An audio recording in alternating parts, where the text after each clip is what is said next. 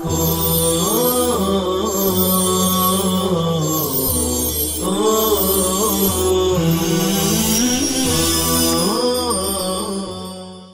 اللہ الرحمن الرحیم۔ گزشتہ سے پیوستہ۔ یوں تو دنیا کے ہر کام میں وقت کا صحیح، بامقصد اور منظم استعمال بنیادی سبب کی حیثیت رکھتا ہے۔ ایک تاجر کے لیے ضروری ہے کہ وہ وقت پر دکان کھولے اور بند کرے۔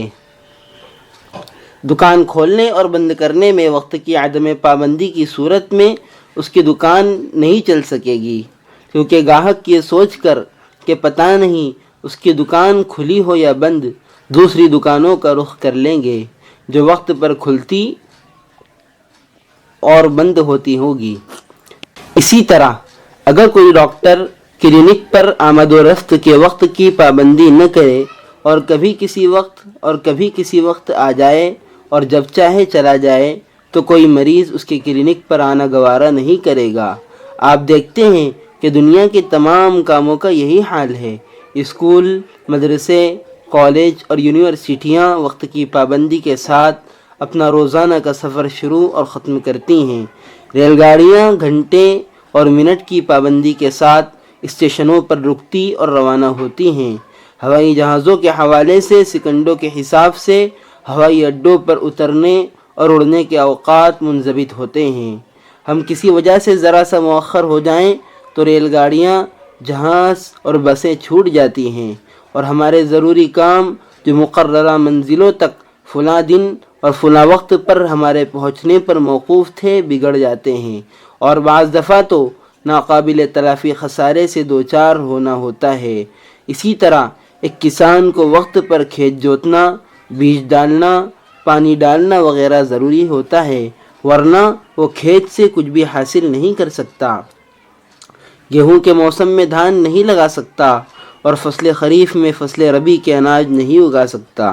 الغرض، زندگی کے ہر شعبے کے ہر انسان کے لیے ضروری ہوتا ہے کہ وہ وقت کی پابندی اور اس کی قدر کرے، ورنہ وقت کا تو کچھ نہیں بگڑے گا لیکن اس کا بہت کچھ یا سارا کچھ بگڑ جائے گا۔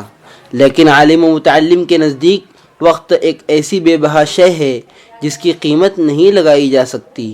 وقت کو صحیح طور پر استعمال کر کے اور لمحے لمحے کو سلیقہ مندی کے ساتھ خرچ کر کے اگر توفیق الہی ساتھ دے تو علم کا ایک رسیہ شافعی، مالک، احمد بن حنبل، امام غزالی، ابن تیمیہ، ابن قیم، ابن جوزی، رازی اور ان کی سطح کا کوئی انسان بن جاتا ہے رحمہم اللہ، ورنہ وہ گمنام اور بے نام و نشان رہتا ہے، جیتے جی کسی تذکرے کے لائق نہیں ہوتا، اور دین و دنیا کے جھمیلے سے بے پرواہ زندگی گزارنے کی وجہ سے بعد از مرگ بھی حق تعالیٰ کے ہاں کسی جزا کا مستحق نہیں ہوتا۔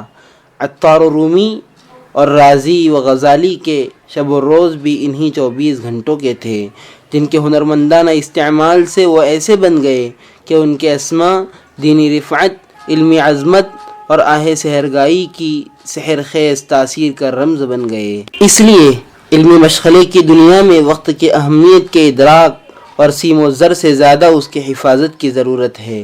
اسلاف نے وقت کے سرمایے کی اخلاص و تقوی کے ساتھ غیر معمولی حفاظت اور باتوفیق استعمال کے ذریعے ہی علم و عمل کے مدارج طے کیے۔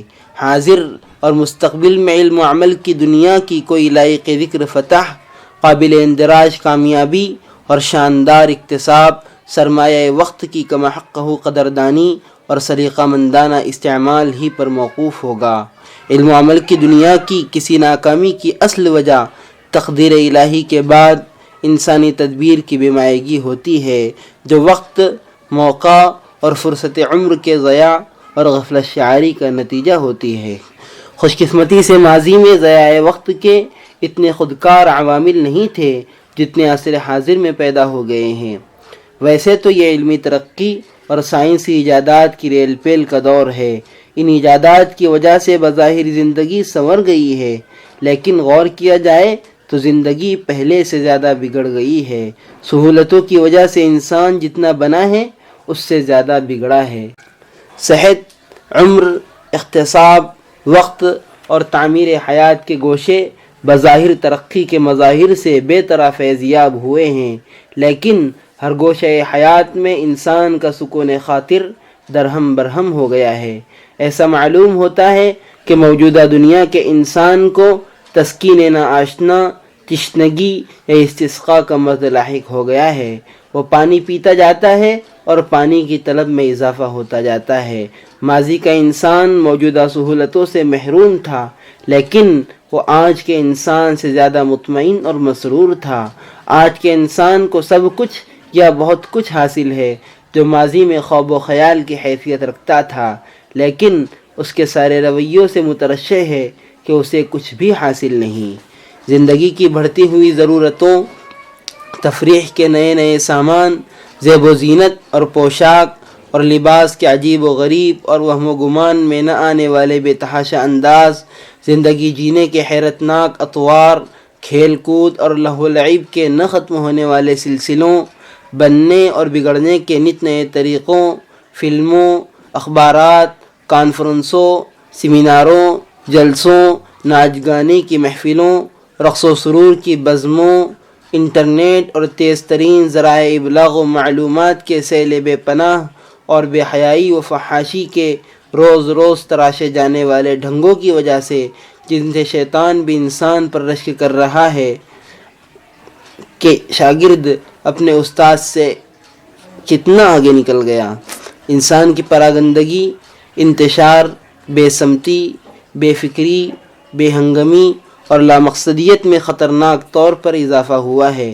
آج کے انسان کو بھاگم بھاگ لگی ہے، ٹھہراؤ اور جماؤ سے وہ محروم ہو چکا ہے۔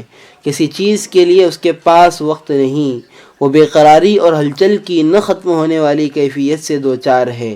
چونکہ آج کا طالب علم اور عالم بھی آج ہی کی دنیا کا انسان ہے، اس لیے حصول علم یا علمی مشاغل میں لگے رہنے کی اسے فرصت نہیں، اور اپنی ہر سانس سے فائدہ اٹھانے کے تصور سے وہ ناآشنا ہو چکا ہے۔ اسکولوں، کالجوں اور عصری یونیورسٹیوں کے طلباء کی بات تو جانے دیجیے کہ ان کے ہاں لہو و لعب اور رقص و سرور کا ہنر بھی علم ہی ہے، اور تعلیم کے معراج معاش کی بہتر سے بہتر شکل کا حصول ہے۔ خود مدرسوں اور دینی جامعات جن کا مقصد دین کے داعی اور اللہ کے سپاہی پیدا کرنا ہے، کہ طلباء کا حال بھی بہت برا ہو چکا ہے۔ کرکٹ کے کھلاڑیوں سے عشق، اس کے نامور کھلاڑیوں کے تفصیلی سوانح اور کھیلوں کے نہ ختم ہونے والے سلسلوں کی خبروں سے ان کی عجیب سی دلچسپیوں کو دیکھ کر ایک درد مند عالم اور مربی کا دل دکھتا ہے۔ طلبہ علوم دین کو خلفائے اربعہ، ائمہ اربعہ، محدثین کرام اور ابطال اسلام کی سیرت و سوانح کی الف بے بھی معلوم نہیں، لیکن کھیل کھلاڑی کے موضوع کی ساری باتیں اپنے گھر کی باتوں کی طرح ازبر۔ وقت آئندہ انشاءاللہ تعالی۔